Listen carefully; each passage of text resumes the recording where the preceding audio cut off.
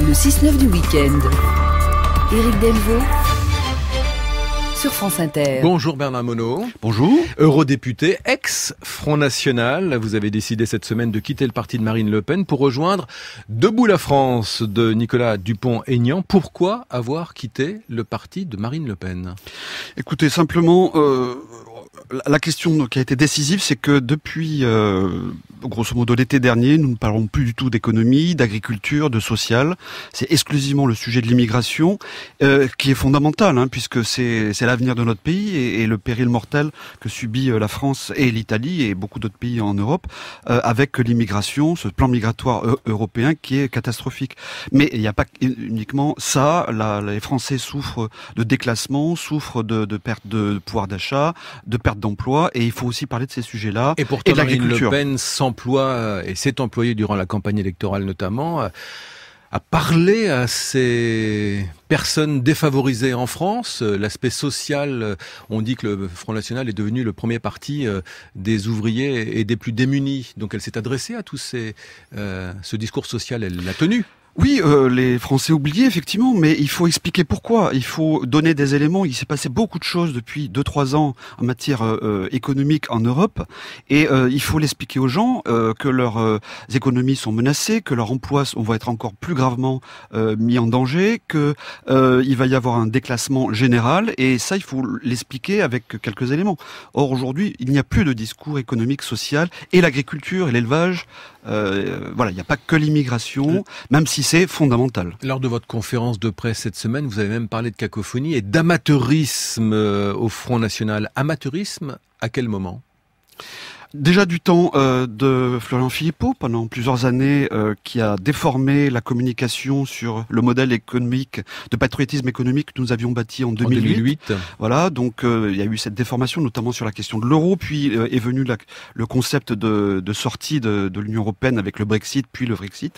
Et ça, si vous voulez, ça a été dévastateur. On l'a vu, le résultat l'année dernière au présidentiel.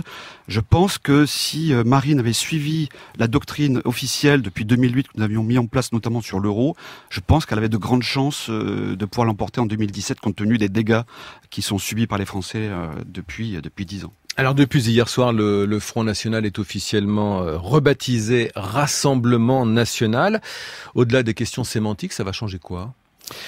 Alors écoutez, moi ce qui me chagrine, c'est qu'on perd une partie de notre identité. Est-ce que chacun d'entre nous change de nom ? Je pense que c'est un nom qui existait depuis 1973. Oui, sauf que plus personne ne veut de l'héritage, ni Marion Maréchal, ni Marine Le Pen. C'est un tort. Moi je pense qu'il faut s'assumer, il faut être fier de ce que l'on est, de son identité, et le nom fait partie de l'identité. Et alors quitte à changer, moi j'aurais éventuellement souhaité par exemple l'Alliance nationale française, mais en tout cas que le nom France figure dans ce terme générique. Et voilà, que les Français s'y retrouvent là-dedans. Mais au-delà de tout ça, si vous voulez, ce qui est important, c'est d'aller au-delà des partis, parce que c'est pas une question de parti, c'est une question aujourd'hui d'urgence. Notre pays est en péril mortel sur l'immigration, on l'a vu, mais sur beaucoup d'autres sujets, économiques, sociaux, etc., voire militaires. Et je pense que quelque part, il faut aller bien au-delà. C'est pour ça que moi j'ai rejoint Debout la France et Nicolas Dupont-Aignan pour tenter de faire une grande alliance nationale pour rassembler toutes les bonnes volontés, les conservateurs qui veulent que la France reste la France. En fait, est-ce que votre ralliement cette semaine au parti de Nicolas Dupont-Aignan n'est pas aussi tout simplement opportuniste pour rester qualifié pour la députation européenne dans un an, pratiquement jour pour jour, et mener campagne en bénéficiant d'un parti, puisque vous avez un peu été écarté, mis sur la touche aussi du Front National ? Alors, si vous voulez, moi, à titre personnel, j'ai une vie avant le Front National, j'ai une carrière de 30 ans derrière moi, où j'ai très bien réussi, où je gagne mieux ma vie, même qu'en tant que député européen. Donc, le sujet, c'est pas personnel. Moi, ça va au-delà de tout ça. Il y a une cause. Ce que je veux introduire comme concept, c'est le facteur temps. Il est urgent de réagir très vite, car dans quelques semestres, le dernier clou du cercueil de la France sera enfoncé par Monsieur Macron. Voilà. Macron est en train de détruire ce qui reste de France. La défense nationale est en train de passer au niveau de l'eurodéfense. Ils vont c'est un embryon, l'eurodéfense, mais pour l'instant qu'un concept un peu fumeux. Oui, mais ça a déjà été signé au mois de décembre dernier. C'est en train de se mettre en place avec le traité de l'Élysée que vous allez voir ressurgir à l'automne. Et il y a ça. Il y a également l'aspect économique où ils sont en train de construire une gouvernance économique de la zone euro, justement pour sauver le système bancaire qui est en état d'urgence. Aujourd'hui, il faut que les Français sachent que leur banque est en grande fragilité et que leurs économies et leur épargne peuvent être mobilisées pour renflouer le système bancaire. Et vous souhaitez, vous, Bernard Monod, une souveraineté bancaire. On va en reparler dans la deuxième partie de cette interview. Marine Le Pen propose une liste commune avec les forces de Nicolas Dupont-Aignan pour les européennes. Doit-il la rejoindre, encore une fois, comme durant la campagne présidentielle ?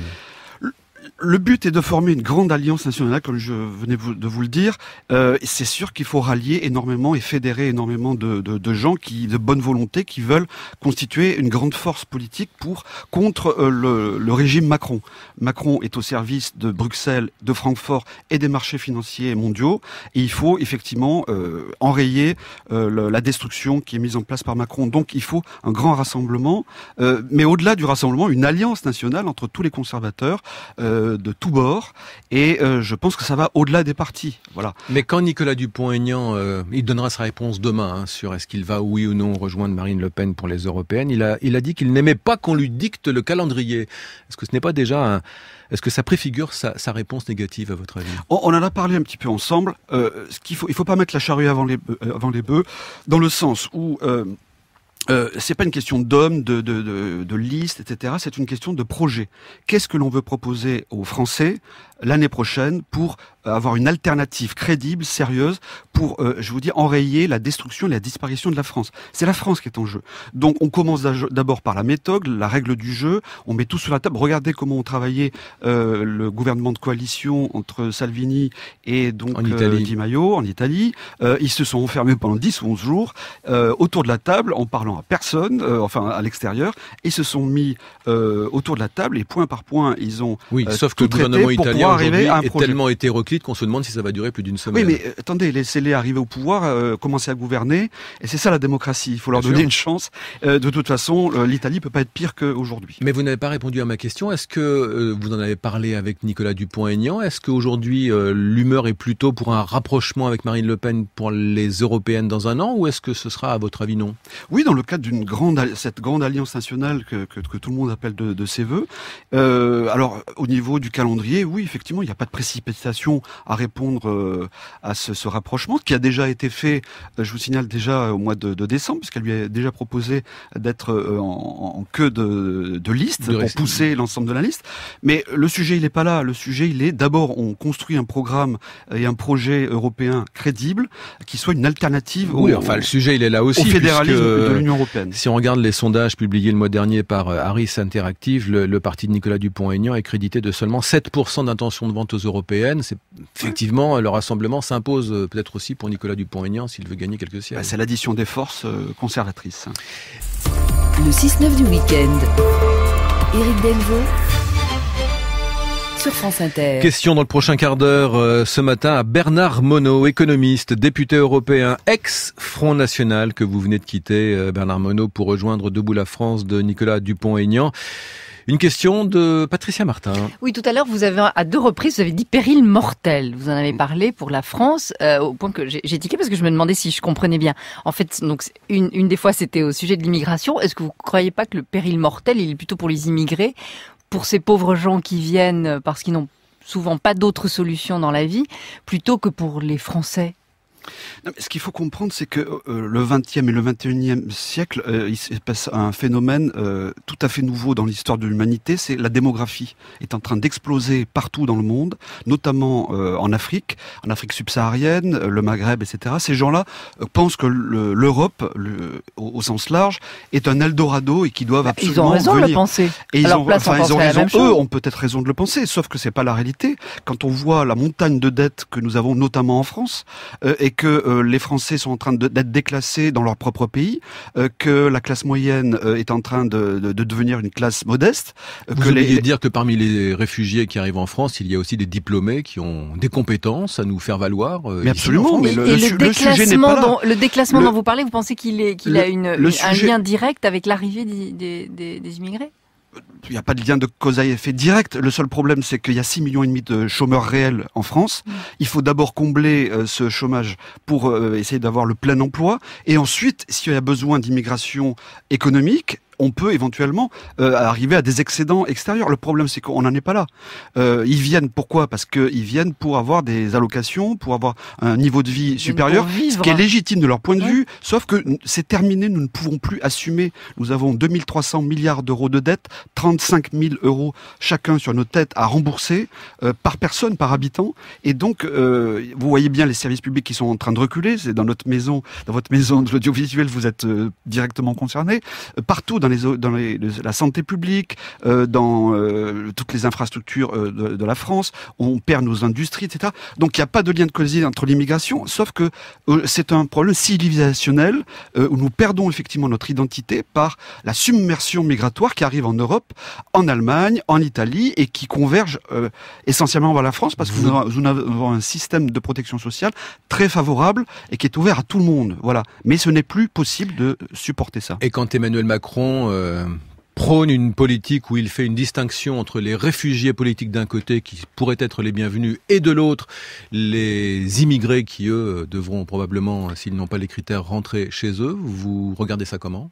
Comme un mensonge, parce que il vous dit ça à Paris, sauf que la plupart des autres partis, notamment l'UMP, les Républicains à Bruxelles, votent exactement l'inverse. Les socialistes, pareil. Donc, ils sont pour des vastes plans migratoires sous prétexte de pays en guerre comme la Syrie, etc. Mais vous voyez des Soudanais qui arrivent, vous voyez des Érythréens, vous voyez de l'Afrique subsaharienne qui débarquent en Europe et qui convergent ensuite majoritairement vers la France. Donc, au nom du droit d'asile, nous sommes submergés. D'autant que ceux qui sont déboutés à 95%, ne quittent plus le territoire. Ou alors s'ils le quittent, ils reviennent quelques jours après parce qu'il n'y a plus aucun contrôle aux frontières nationales. Donc c'est un péril mortel, oui, pour notre civilisation. L'actualité ce matin, Bernard Monod, c'est aussi Marion Maréchal qui revient sur la scène médiatique à défaut de la scène électorale. Quel destin politique lui prêtez-vous ? Le meilleur, j'espère, si elle souhaite revenir en politique. Je crois que là, pour l'instant, elle est partie il y a 1 an d'abord pour se retrouver dans sa vie personnelle et puis avoir un projet professionnel pour rentrer dans la société civile. C'était son choix. Est-ce qu'elle veut revenir en politique? Pour l'instant, je ne crois pas. Marion est une amie et on a un petit peu échangé. Je ne sais, c'est pas du tout l'intention qu'elle a. Je crois qu'elle veut se lancer dans son projet professionnel et j'espère avec succès. Un mot aussi sur le changement de nom du Front National qui est donc devenu hier soir Rassemblement National. Est-ce un changement de nom qui montre que la dédiabolisation entreprise en 2011 n'a pas porté tous les fruits escomptés ? Oui, je pense que c'est l'aboutissement de tout un processus de dédiabolisation effectivement du Front National qui fonctionne d'ailleurs, puisque il y a qu'à voir les succès l'année dernière au présidentiel. Mais je pense qu'il ne fallait pas, de mon point de vue, abandonner le nom. Ça fait partie d'un élément de l'identité. Le mot national. Rassemblement National, il est là, le National. Front National, pour moi, j'ai voté pour le maintien du Front National, à titre personnel, mais quitte à changer, il aurait fallu peut-être ajouter le mot France, qui n'existe pas, parce que sinon, un Rassemblement National, ça peut être n'importe quoi, les motards de Dordogne ou je ne sais quoi. Là, il y a la notion de France, voilà, et de français. Cela dit, le Rassemblement National garde comme logo la flamme qui ressemble d'ailleurs au logo du MSI, ce parti néo-nazi italien qui n'existe plus. Comment faire croire dans ces conditions à la dédiabolisation entamée en 2011 ? Non, la flamme stylisée est magnifique et voilà. Je crois que c'est très important d'avoir gardé ce signe de la marque du Front National qui entretient effectivement ce feu du patriotisme en France et je pense qu'ils ont bien fait de conserver cet élément. Bernard Monod, ex-Front National devenu Debout la France. Cette semaine, on va aller au Standard avec une question de René. Bonjour René. Oui, bonjour à tous, bonjour à vos invités. Oui, Monsieur Monod, seriez-vous favorable à une réorganisation de la zone euro, à savoir un euro de la zone allemande et un euro de la Méditerranée avec la Grèce, l'Italie, l'Espagne, la France et le Portugal. Le tout, évidemment, articulé sur deux aspects majeurs. D'une part, deux nouvelles missions de la Banque Centrale Européenne qui s'occuperait plus d'économie prioritairement et qui permettrait aux banques centrales nationales, chez nous la Banque de France, de pouvoir prêter directement aux entreprises et aux structures d'État. Merci René. Le son n'est pas très bon. Je vais me permettre de reformuler votre question. Est-ce qu'il faut redonner le pouvoir aux banques souveraines, aux banques nationales, au détriment des banques de la Banque Centrale Européenne? Absolument. Il y a eu un kidnapping depuis des décennies sur la question de l'indépendance des banques centrales. C'est ce qui a construit la Banque Centrale Européenne et qui a construit cette euro-monnaie unique. Il faut sortir de ce carcan.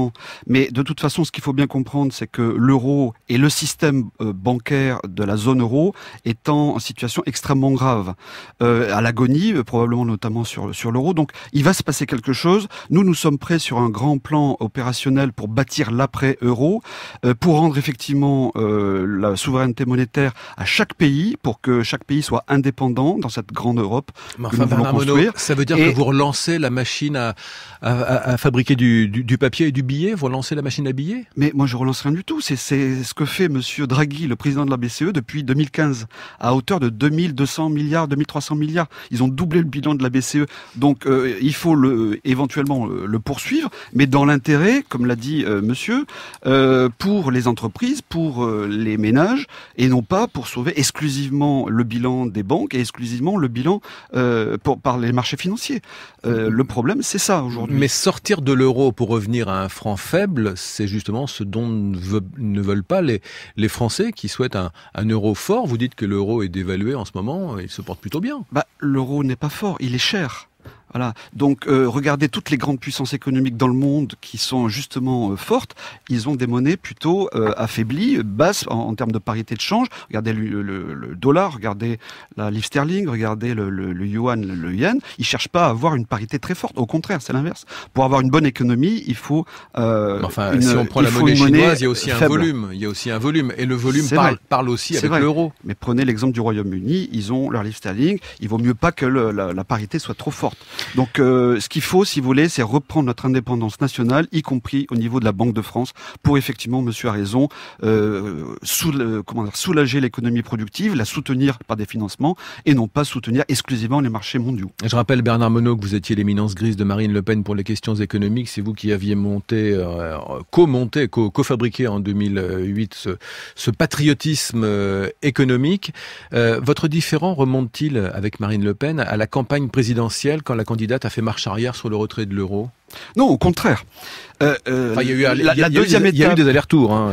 Nicolas Dupont-Aignan a imposé justement cette discussion sur l'écu, l'euro-monnaie commune, ce qui est c'était la position officielle de la doctrine depuis 2008. Nous avons toujours voulu garder le système auparavant, où on était dans le système monétaire européen avec l'écu, qui a fonctionné très bien jusqu'en 1999. C'est quand on est passé à la monnaie unique que nous avons été opposés. Je parle de la campagne présidentielle de Marine Le Pen qui a changé de gouvernail en cours de route. Absolument. Et nous sommes passés. Il y a eu cette cacophonie parce que à l'époque, le communicant était Florian Philippot et qu'il a déformé la position officielle du Front National depuis 2008. Et c'est pour ça que là, il y a eu cette cacophonie que les gens n'ont rien compris. Question d'auditeur de France Inter. Le groupe du Front National au Parlement européen est sommé de justifier plus de 400 000 euros de frais. Ça concerne notamment des frais de repas pour 400 euros par personne, des centaines de cadeaux de Noël à plus de 100 euros, ainsi que quelques centaines de bouteilles de champagne. Vous, eurodéputé, ex-Front National, mais eurodéputé du groupe ENL, qui regroupe toutes les forces Nation des Libertés. Comment est-ce que vous expliquez ce dépassement de budget ? Moi, j'ai appris ce montant de ces factures dans la presse, comme vous, cette semaine. À titre personnel, moi, sur le budget qui nous est alloué, d'abord, c'est de l'argent public. Donc, moi, je suis un gérant et un pilote de l'argent public dans mon métier. Et je suis très, très attentif à ça, puisque c'est l'argent du peuple. Donc, on l'utilise de manière parcimonieuse pour des actes et de la promotion politique de nos idées. Voilà. Mais après, effectivement, il faut pas en abuser. Tout simplement. Quand le bureau du Parlement européen vous réclame des comptes, à vous, quand je dis vous, c'est pas nominatif, ouais. C'est le groupe FN au sein du groupe ENL de l'Assemblée nationale. La moitié du groupe ENL, les 36 députés ENL, je crois qu'il y a la moitié qui viennent du Front national. Vous contestez ou pas ces dépassements de budget? Non, ce qu'il faut savoir, c'est qu'il y a quand même un harcèlement de l'administration du Parlement européen pour nous mener la vie dure. Bon, alors après, c'est médiatisé. Bon, ça, premièrement, il faut rappeler ça. Deuxièmement, il est normal aussi que les services auditent les comptes parce que on doit effectivement restituer une transparence et avoir une déontologie dans la gestion de cet argent public, ce qui est tout à fait normal. Une dernière question au standard. Vous avez parlé d'amateurisme tout à l'heure pour le Front national que vous avez quitté. Vous avez parlé aussi de cacophonie. Hormis le père Jean-Marie qui à un moment fait cacophonie, hormis Marion Maréchal qui a fait cacophonie, hormis Florian Philippot qui a fait cacophonie, y a-t-il d'autres individus qui génèrent la cacophonie au Front national en ce moment? Les porte-paroles, effectivement, qui souvent parlent de sujets sans vraiment les connaître. En voulant supprimer par exemple le CICE, alors que nous justement dans le programme on avait fait un aménagement dans le projet de 2017 des présidentielles et qui aujourd'hui est annoncé comme devant être supprimé sans aucune raison. Voilà, c'est ça la cacophonie. Eh bien merci d'être venu ce matin à l'antenne de France Inter. Bernard Monod, donc ancien économiste du Front national, éminence grise de Marine Le Pen notamment sur la question du patriotisme économique. Merci beaucoup. Merci à vous. Bonne journée, il est 8h53. Il est 8h53.